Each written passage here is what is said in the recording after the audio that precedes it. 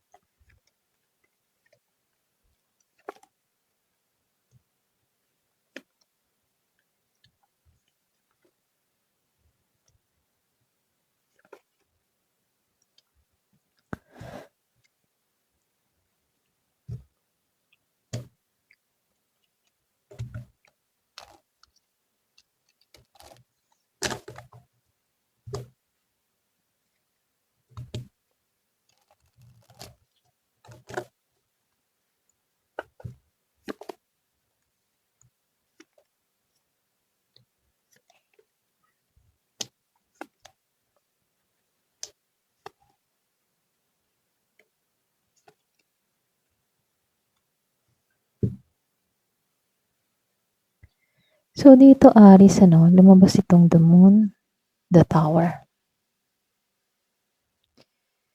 So ibig sabihin yung iba sa inyo, may mga bagay na parang hindi malinaw para sa'yo, lalo-lalo na sa usaping pag-ibig, okay? Meron lang nakikitang nagtatago ng emosyon or pwede rin merong nalilito dito kung ano ba yung intensyon ng isang tao sa kanya, okay? So pagdating sa money at career, huwag kang magdesisyon base sa haka-haka. So ibig sabihin, maghintay ka ng mas malinaw na impormasyon dito. So meron din akong nakikitang biglaang pagbabago o pwedeng pangyayari.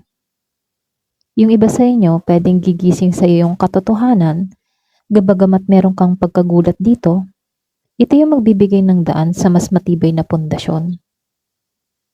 So maaaring may pagtatapos na sitwasyon or pwede rin, alam mo yun, may matatapos dito na hindi makakabuti para sa'yo. Parang tatanggalin ka dun.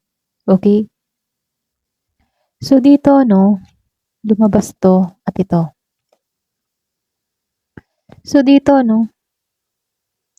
meron lang akong nakikitang pagka-delay, pero meron din mabilis na pangyayari dito. Posible yung iba sa inyo meron kang ma-receive, ayan. Meron kang ma-receive na mensahe, tawag, pwedeng magandang balita, or pwede ring mabilis na pag-usad. Lalo-lalo na sa trabaho mo, sa negosyo mo, or sa life mo. So, nakikitaan ko lang din dito sa The Wheel of Fortune, merong papalit na, para bang papalit yung takbo ng kapalaran mo dito. Maring iba sa inyo, may magandang opportunity, maring magsimula umikot, pero papabor sa'yo. Lalo-lalo na sa sitwasyon mo. So, yung timing lang dito, ay may mahalagang mangyayari sa August. Okay?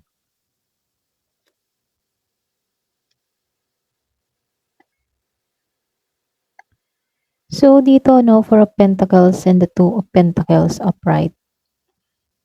Yung iba sa inyo, pwedeng mag-iingat ka pagdating sa usaping pera. Pwedeng nasa isip mo ngayon ay mag-ipon, iwasan ng mga impulsive spending. Pagdating naman sa laban, maaring may takot ka na magbukas ng damdamin or sobrang kapit sa nakaraan. Okay? So dito no sa Two of Pentacles, kailangan mong balansehin yung oras mo, yung maging balanse ng oras, pera, at mga responsibility. Posible no may dalawang pagpipilian kang karer o pagkakakitaan dito.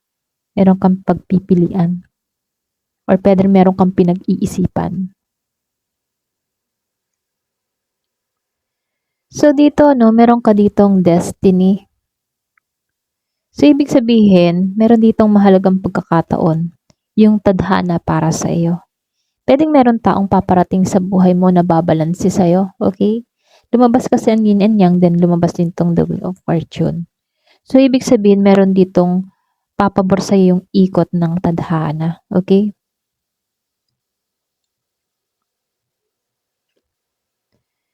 Sa enlightenment, marami kang na-realize.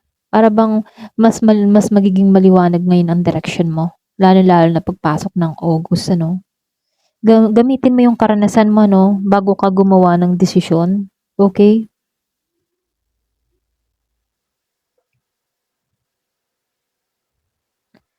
So, lumabas din tong mysticism and insecurity. Pakinggan mo yung intuition mo dito, Para bang meron dito mga senyales na dapat mong pansinin. So, huwag mo ding hayaang pigilan ka ng takot or pagdududa sa iyong sarili. Okay? Magtiwala ka dito sa faith. Ibang tipo na magtiwala ka sa mga plano mo, sa tadhanang inilalaan sa'yo. Okay? Meron talagang destiny na para sa'yo dito. Magtiwala ka lang sa tadhana. Kahit hindi pa malino ang lahat, so magtiwala ka sa iyong faith. Faith mo to. Baga may maganda naghihintay sa'yo. Yun nga lang, hindi pa dito nilalabas, pero magtiwala ka sa intuition mo na may maganda mangyayari sa'yo. So lumabas itong passion, Kumbaga sa passion, posible meron ditong babalik na inspirasyon or pwede ring apoy. Okay? Para bang meron kang ginawa before. Posible ring may bagong romantic or attraction na paparating. Pwedeng bagong pag-ibig or pwede ring meron ditong magiging maayos ang love life ngayong August. So, lumabas ang happiness, 777 jackpot. Ika nga dito, magiging masaya yung energy pagpasok ng August, Pagkatapos sa mga pagsubok sa buhay, meron ditong magiging masaya. Yung mafe-feel mo na jackpot ka talaga. Okay? So dito, lumabas ang birth. So meron ditong simbolo. Simbolo ng bagong simula, pwedeng bagong relasyon, proyekto, trabaho, or opportunity na yung paparating sa'yo dito. Or pwede rin dito na merong isisilang o magbubuntis yung iba sa inyo. Kung yun yung hangad mo, meron ditong baby na paparating. Or pwede rin para kang sinilang muli. Okay? So, yung iba sa inyo, pwedeng meron kang kadiling na Taurus. Meron ditong, alam mo yun, para bang magiging kang, or pwede rin yung tipo na magiging kang practical tulad ng isang Taurus. Or pwede rin meron kang kadiling talaga na Taurus. Okay? So, nakikitaan ko dito, meron ditong the man wish. Yung iba sa inyo, pwede meron kang hinihiling na lalaki, or pwede rin itong taong ito, hinihiling ka. Pwede involve Taurus, yung iba sa inyo. May isang lalaki na may hiling merong intention tungkol sa'yo. Maaari rin ito'y tumutukoy sa pagtupad ng isang matagal niyang ninanais pagdating sa'yo. Okay? So, lumabas itong fire. So, ibig sabihin, malakas yung energy ng action, motivation, at pagbabago. Ito na yung panahon para kumilos para sa'yo, Aries. Okay? So, nakikitaan ko dito overall para sa'yo, Aries. Mukhang ang buwan ng August, malaki yung pagbabago, bagong simula. Kahit nagsisimula ka sa mga kalituhan, meron ditong biglaang pangyayari. Pwedeng ito'y unti-unti magdadala ng mas magandang direksyon para sa'yo, okay? Pagdating naman sa laban, maaaring meron ditong paglilinaw, okay?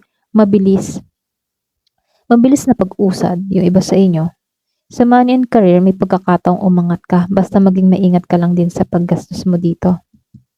At marunong kang magbalanse dito. Okay? Kasi nakikitaan ko dito, may magandang magaganap sa'yo. Yung pinakamahalagang mensahe lang sa'yo, magtiwala ka sa tamang timing kasi meron kang fate dito, 2 beses, destiny and the wheel of fortune. So, meron dito na magtiwala ka sa tamang timing, kumbaga, yun yung paniwalaan mo dito. Wag kang matakot, okay, sa mga bagong opportunity paparating sa'yo kasi meron dito kang makakamit. Okay? Ayun, hanggang dito na lamang po. Thank you for watching. Love and peace.